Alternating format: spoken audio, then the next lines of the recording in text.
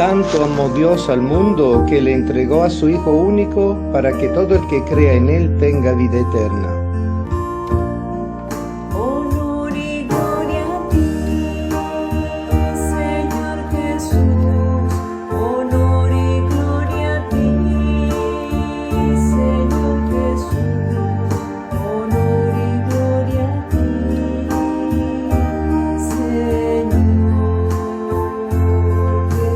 Jesús.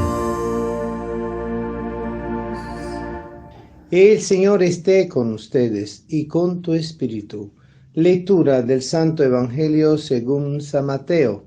Gloria a ti, Señor.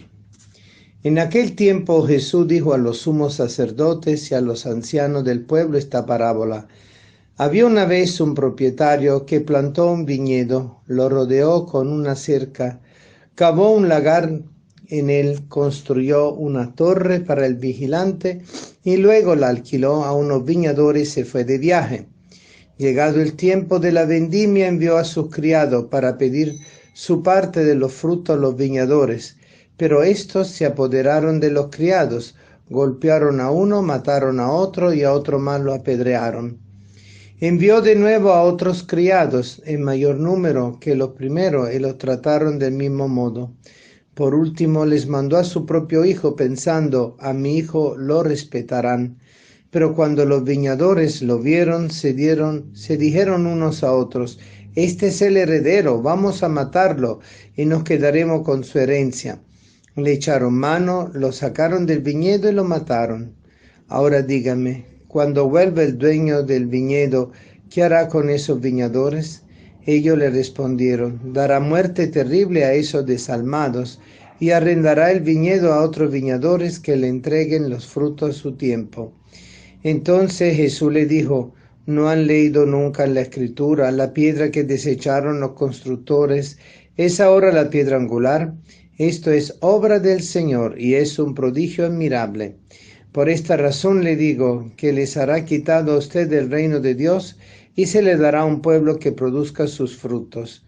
Al oír estas palabras, los sumos sacerdotes y los fariseos comprendieron que Jesús les decía por ello y quisieron aprenderlo, pero tuvieron miedo a la multitud, pues era tenido por un profeta.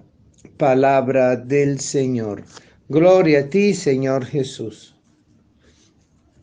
Los interlocutores del Señor no es solo el pueblo, los discípulos, sino en específico los sumos sacerdotes, los ancianos, además de los fariseos, de los saduceos, porque el Señor tenía justamente la bellísima misión de convertir a su pueblo, no da la ley antigua porque ellos ya la conocían, sino comprender cómo la ley antigua se venía a transformar con él en ley nueva sin contradecirla, sin entrar en ruptura con ella, sino en la continuidad de su propia profundización, que es el sentido de la ley, la misericordia.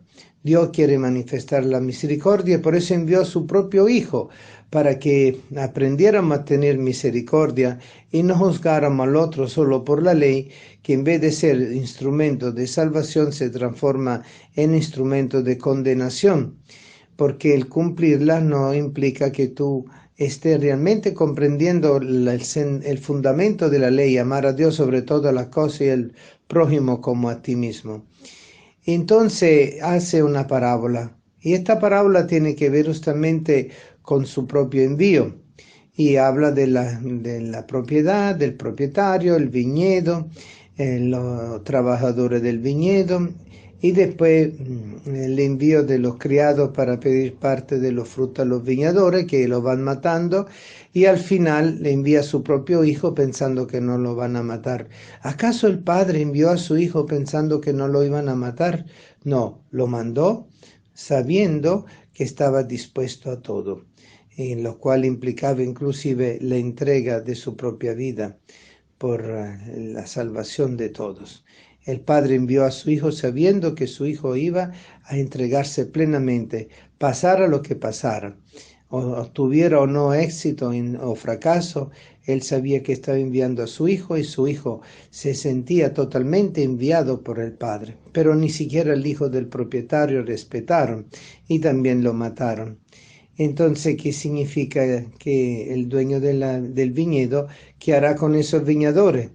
Ah, pues ellos, frente a esa pregunta, es decir, los sumos sacerdotes y los ancianos dijeron, bueno, tendrá que darle muerte terrible a esos desalmados y arrendará el viñedo a otros viñadores para que le entreguen los frutos a su tiempo. Ah, claro, evidentemente.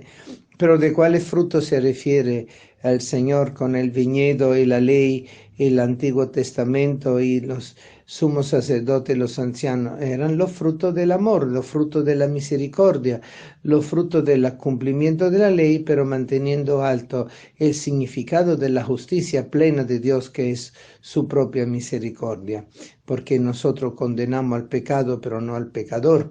Es la gran enseñanza que Jesús nos trae a todo. Y allí donde comprendemos el significado de esta parábola. Y el Señor le agrega otra palabra. ¿Cuál es esta palabra? La piedra que desecharon los constructores, ahora la piedra angular. Esta es obra del Señor y es un prodigio admirable. ¿Esto qué quiere decir? Bueno, que les hará quitado a ellos el reino y se le dará a otro para que produzcan los frutos de la misericordia. Y estos otros serán los discípulos y los seguidores de él y aquellos que, siendo judío o pagano, se conviertan a la ley de la misericordia, de un Dios misericordioso, siempre dispuesto a perdonar y siempre dispuesto a ir al encuentro del pecador y no en contradicción con el pecador. Que después el pecador tome la decisión de no querer abrirse a la acción de Dios, bueno, eso es ya una responsabilidad personal. El pecado implica justamente la gracia que el Señor nos quiere conceder, la misericordia que nos tiene el Señor, pero también la libertad de la persona y la autonomía de la persona en poder decidir si seguir o no el mandamiento del amor. Nosotros sabemos que este mandamiento es tan fuerte, es tan profundo, es tan intenso que el que lo conoce y lo prueba no puede despegarse de él, porque el amor tiene una característica, no es inalienable, es inderrotable, es algo que nunca se acaba. Y por eso el que empieza a conocer el amor verdadero de Dios, en el amor entrañable a los hermanos como a sí mismo, descubre ese camino interior por el cual se dispone a todo. El Señor entonces hoy nos pide frutos de misericordia.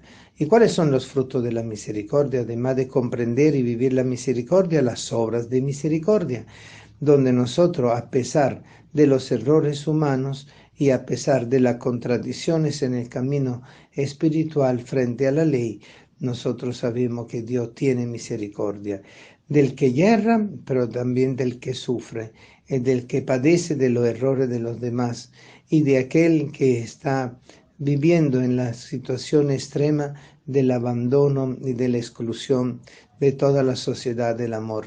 Queridos hermanos, la religión cristiana no es una religión para estar instituida y encerrada en edificios, en construcciones.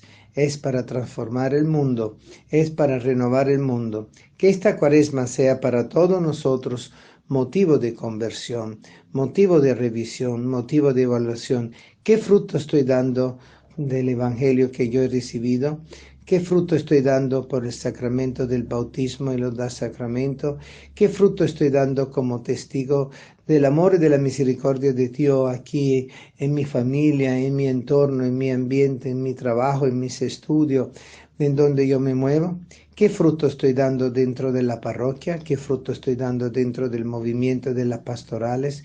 ¿Qué fruto estoy dando por fuera de todo eso y haciéndome loco con lo que es el compromiso real de una verdadera corresponsabilidad de la viña, donde todos nosotros que somos los obreros de la viña estamos llamados a compartir, a colaborar y a corresponsabilizarnos de la viña del Señor?